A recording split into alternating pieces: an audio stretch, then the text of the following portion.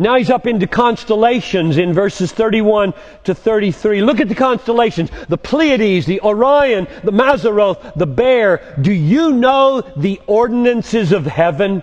Can you establish their rule on the earth? You really should go online and look at some of these absolutely mind-boggling little YouTube videos that take you from Earth going at the speed of light until you're 500 billion years out there.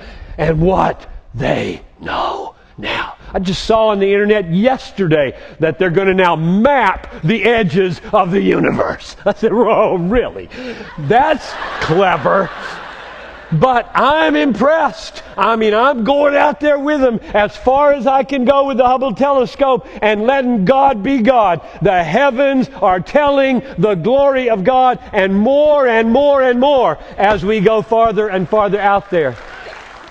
So he's trying to say to Job, you don't know anything. You don't know anything. Earth and sea and dawn and snow and hail and constellations and rain. The upshot of it all, Job, you don't know anything. How in the world can you call me into question when I know everything about everything and I run the world according to all of my infinite knowledge and wisdom? And you might think, oh, but we're 21st century people. Oh, really? We have advanced so far in our catching up to God. I don't think so. You take the last 200 years of scientific discovery, what does that amount to? Sand pails of water, salt water, hauled up from the ocean of God's wisdom and dumped into a little hole on the beach while the tide is coming in. It's not impressive. I hope when you look at God and then look at science, I hope you are not wowed here and bored here. If you are, you're blind. That is ridiculous. This is impressive. God is impressive. He made it all. He knows it all. He runs it all. He understands everything about it. Over here, you got sand pails of salt water being poured in a little hole on the beach while the tide of God's wisdom is coming in. You better be impressed with the ocean, because science is as nothing by comparison. And that's what God's trying to say to Job. Job, all these scientific new atheists, the Dawkins and the Hitchens and the Harrisons, they don't know anything. They don't know anything. They seem so impressive when you're not comparing them with the right person. Now, he comes to the world of animals. You would think, really? You're going to go to the world of animals? Yeah, I'm going to go to the world of animals. Chapter 38, verses 39 to 41, he asked Job about the lions and the birds. Who provides for the raven its prey, and when its young ones cry to God and wander about for lack of food? You do that, Job? Do you give the ravens their food? Chapter 39, verses 1 to 4, he talks about the birth of the young. Do you know when the mountain goats bring forth? Do you observe the calving of the hinds? You don't, Job. You don't know how they do that. They just do that without any of your help at all. I think the point here is, when a man sees a work of God like suffering, he should remember it has connections to 10,000 realities he does not know. God is doing 10,000 things in your life at this moment. At this moment. He's doing 10,000 things, not one thing. And when you suffer or your loved one suffers, you see one or two or three things, maybe 10.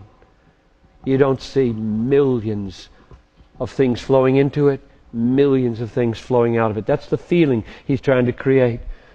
Verses 5 to 8. What about the wild ass, Job? Who has let the wild ass go free? What about the wild ox in verses 9 to 12? You don't know how to bind him or use him. He's mine. What about the stupid ostrich? Verses 13 to 18. She walks away from her eggs. She treats her young cruelly. Who made her forget wisdom? I do. When you see stupid things in the world, Lord, Job, I did that. I'm not taken off guard by the ostrich. The ostrich behavior is my idea. Go to the ostrich, oh fool, and learn something. Like, go to the ant, thou sluggard, consider her ways and be wise. Go to the raven, go to the lily, go to the ostrich. The camel drinks a lot before he heads into the desert. Learn things.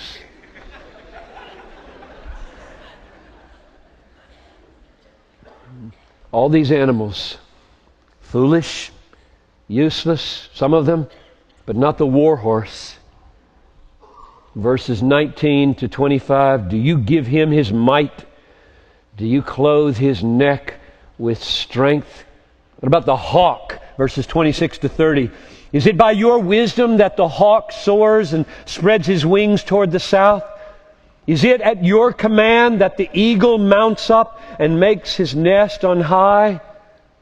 So, prey of lions, birth of mountain goats, freedom of the wild ass, insubordination of the wild ox, stupidity of the ostrich, the might of the war horse, flight of the hawk and the eagle. The upshot of all this is, Job, you don't understand any of this. You don't know how this works. This is all something outside of your ken, and I do it. I understand everything. We were talking last night over at IHOP about squirrels. I have a desk in my study and a window to my left. I can see the city, and there's 2 trees. And I've watched the trees over the last 15 years meet. And this was the first season when the 2 branches touched. You plant a tree. I planted this one tree, and it has grown for 15 years. And I look out every season, and I say, someday the 2 trees' branches are going to touch. But in the meantime, guess what?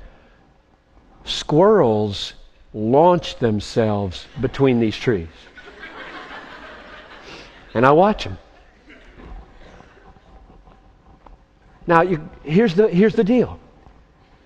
This little squirrel never went to school. He didn't learn anything about every force has an opposite counter force.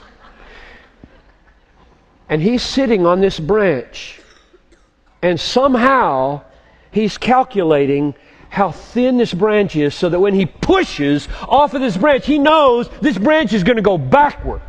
Like when you jump off a raft in the water, push and you flop on your belly because the raft went and you went nowhere. So why don't these squirrels flop on their belly? Who told them this branch is now big enough and your muscles must twitch exactly this much, and that little branch over there is good enough to hold you? He grabs on and goes, woo, woo, woo.